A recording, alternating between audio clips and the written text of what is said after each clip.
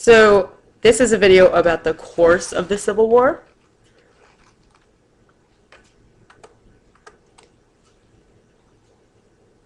Actually, first I'm going to show you the timeline. What I recommend for you guys to do is to take screenshots of a whole bunch of these, print them out. If you need help on how to make a screenshot on a Mac, I can show you. I'm not sure on how to do it with your PC, but you can just Google it.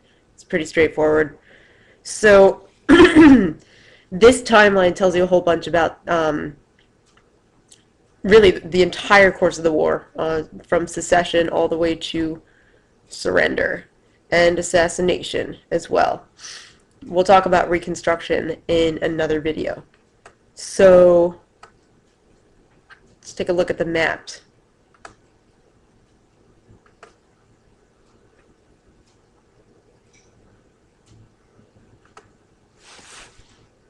All right, first thing you guys should notice, zoom out a little bit, there we go, is the difference in railroad in particular, but all transportation networks between north and south. All right, take a look at this. So canals are represented in blue, rivers are represented by the squiggly lines, major roads, white, major railroads, red. So again, in particular, pay attention to the red lines. We have our transcontinental railroad by the time the war breaks out, right? Or actually, it's still being constructed, my bad. But it is on its way, and it's starting in Chicago, and it's going to go all the way to the San Francisco Bay Area. Just look at this. It kind of speaks for itself. I don't really think about how much I need to explain, but this gives you a sense of the agricultural versus mercantile, or I mean essentially much more industrialized society that existed between north and south, right? I mean, yeah, canals, they exist in the north, don't exist in the south. We're not worrying about electricity yet, but just in terms of damming of rivers, the Mississippi has always been prone to flooding. It's just pretty insane. All right, next. So this is interesting because it shows you all the different strategies of the war. Basically what you see here is the different areas with which, or in which the Union was going for victory, as well as the Confederates were going for victory. And I mean, this is significant because really think about overall strategy. What the North was attempting to do was to attack and capture Richmond, because this was the Confederate capital of the Confederate States of America, not the United States. Sorry about that. A little tired today. And then D.C.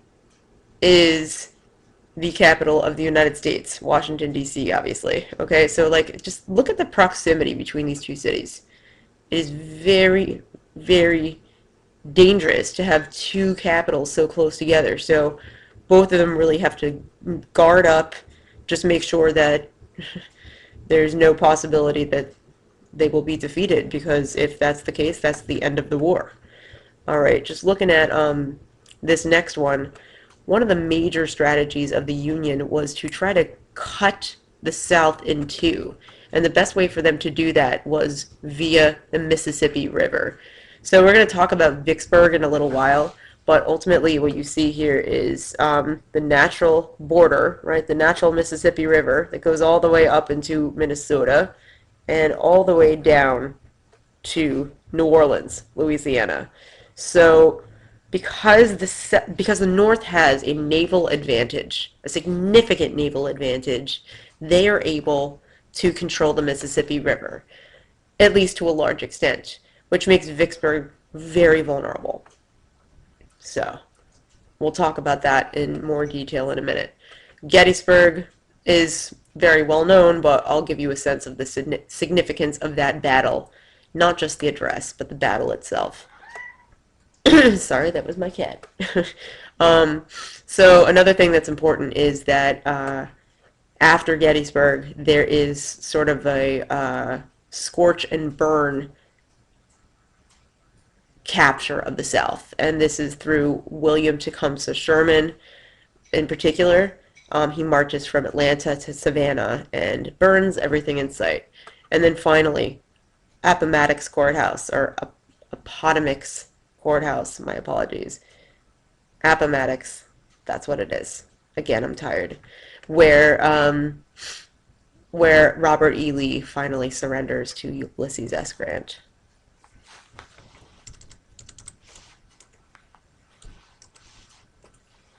Okay, next. This is a lot of stuff in just one map, but I want to give you a sense of the Peninsular Campaign in particular. All right, so we talked about this a little bit in class the other day, but ultimately, it's important to realize that the entire Chesapeake Bay region is a hot zone for military activity in the South.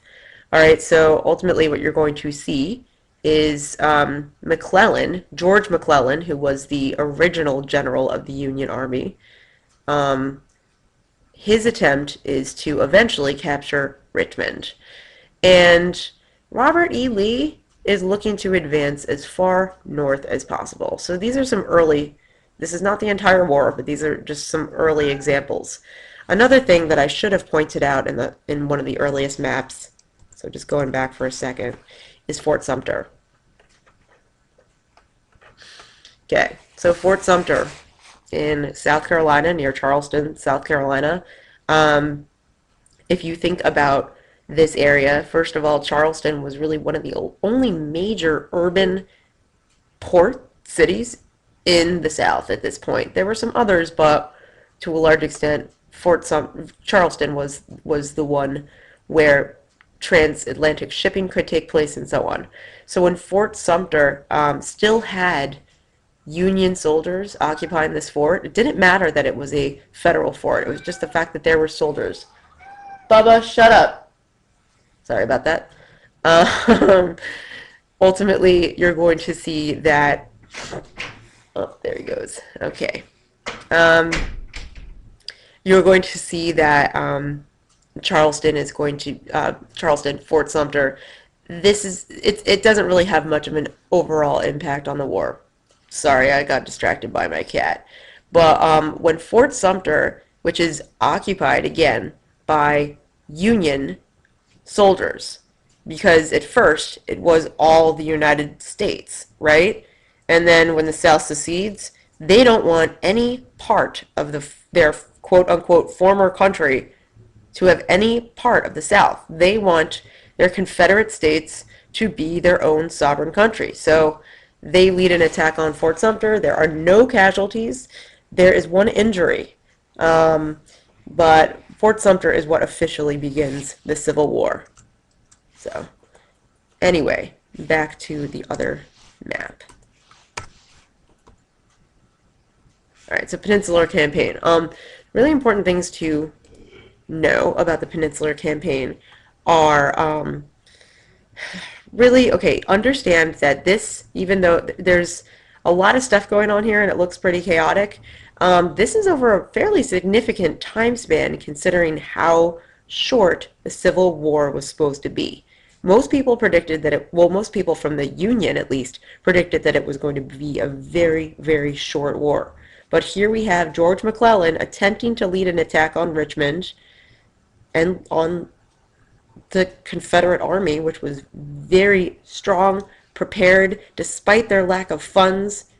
They had the spirit of the South behind them. The spirit, they were terrified that if the South fell, that ultimately so would their entire way of life. And they didn't want that. They wanted to preserve their way of life that included owning slaves and agriculture, a huge divide between the rich and the poor, all those things they really, really wanted to keep. So they protected Richmond pretty significantly. So everybody gives McClellan a lot of guff and They say that he really, didn't have the cojones to to attack Richmond, but ultimately, historians are becoming more and more forgiving of McClellan and his more hesitant battle strategies. All right, but the problem was that Richmond was able to sort of even more heavily fortify itself when McClellan stalled on his way. And look at this time, June 25th to July 1st. So, okay, there's a series of 7-day battles. During those battles, as he's getting closer and closer and closer to Richmond, it's too late, okay, because they were hanging out in Yorktown for a while, for a full month, and then it was just too late.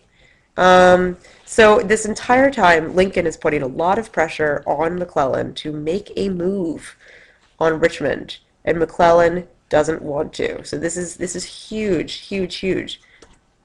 All right.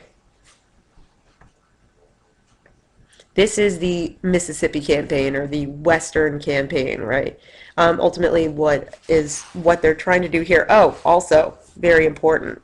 I have a few other images to show you guys.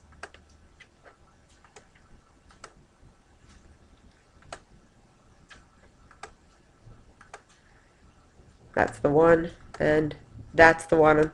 Okay, so Lincoln, this is his cabinet. I'll talk about that in a little while. This is Lincoln talking to George McClellan, giving him, quote, one last chance, end quote, in leading the Union Army. He was fed up. He was upset about the stall, for lack of a better word, on Richmond. So he's talking to him and giving him one more chance. After they failed to capture Richmond, McClellan was let go. He was fired. And his replacement is Ulysses S. Grant, right? Also going to be the President of the United States after Andrew Johnson, who was the president in between, after Lincoln. He was Lincoln's vice president after Lincoln was assassinated. All right, I want to talk about the Gettysburg Address as well, but before that, I want to make sure that I'm doing that in chronological order. Okay, so I'm going to kind of go halfway through this, and then, actually, no, I'm going to go through all this because of the region, and then I'm going to show you Gettysburg, because that's a pretty big deal. So we're kind of going back and forth chronologically a little bit. Forgive me. All right.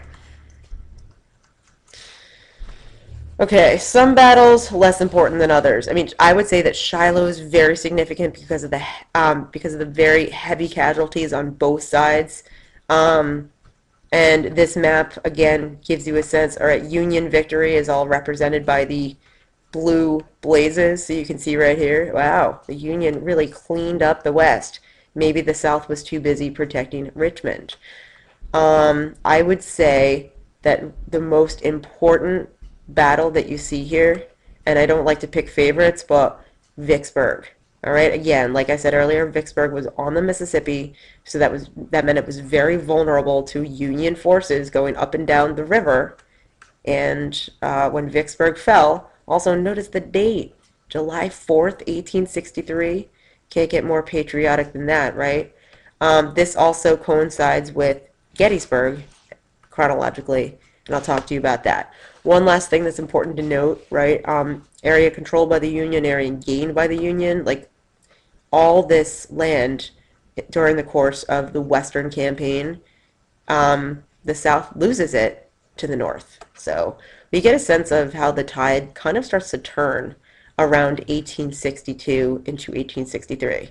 Prior to that, it really looked bad for the North. It didn't look like they were going to make it. Okay, next. All right, so again, I mentioned this in class. I really like to see this time period, 1863, as a huge turning point, not just because of the military strategy. So I want to give you a little bit of both, and I have a video to share with you guys. But okay, Gettysburg, we probably know a lot about it just from maybe pop culture, just from sort of the American fascination with Gettysburg. So, I mean, here we are. Gettysburg is about literally 8 miles north of the Maryland border.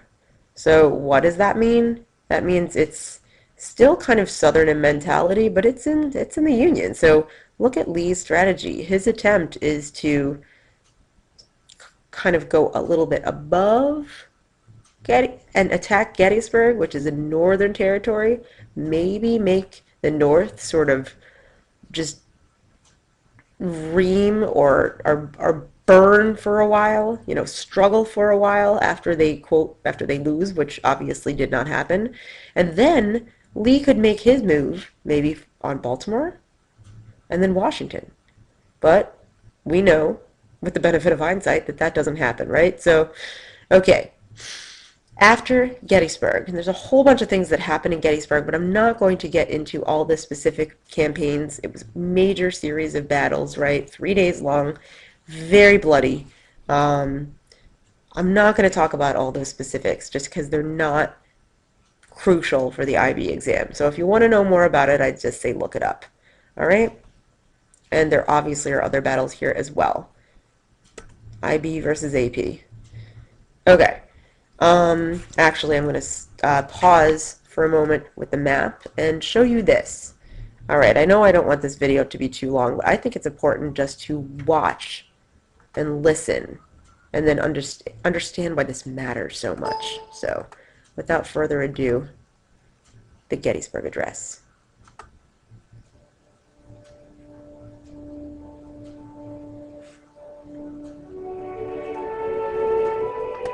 Fourscore and 7 years ago, our fathers brought forth on this continent a new nation, conceived in liberty and dedicated to the proposition that all men are created equal.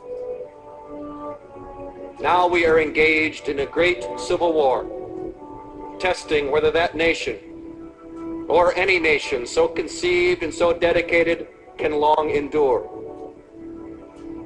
We are met on a great battlefield of that war. We have come to dedicate a portion of that field as a final resting place for those who here gave their lives that that nation might live. It is altogether fitting and proper that we should do this. But in a larger sense, we cannot dedicate, we cannot consecrate, we cannot hallow this ground.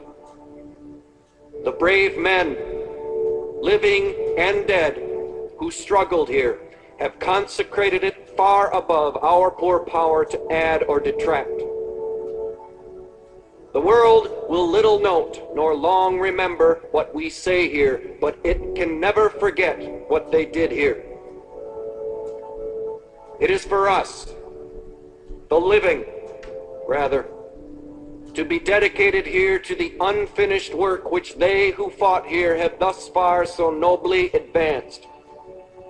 It is rather for us to be here, dedicated to the great task remaining before us, that from these honored dead we take increased devotion to that cause for which they gave the last full measure of devotion. That we here highly resolve that these dead shall not have died in vain, that this nation, under God, shall have a new birth of freedom, and that government of the people, by the people, for the people, shall not perish from the earth. Okay, so I hope some of that speaks for itself. We can definitely talk about it more in class. Moving on.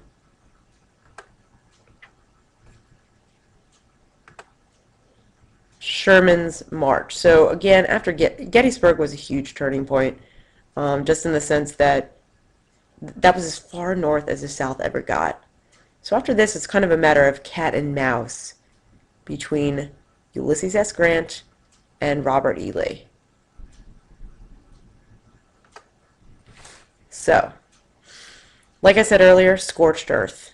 This was a policy, this was a plan by the Union Army, right? Let's march towards Savannah. Let's march from Atlanta all the way to Savannah, Georgia, actually technically Chattanooga, Tennessee, all the way to Savannah, Georgia, and set fire to everything that we see and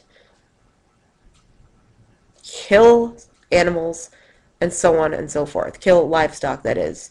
It was very difficult for the South to kind of carry on when the North was doing these things.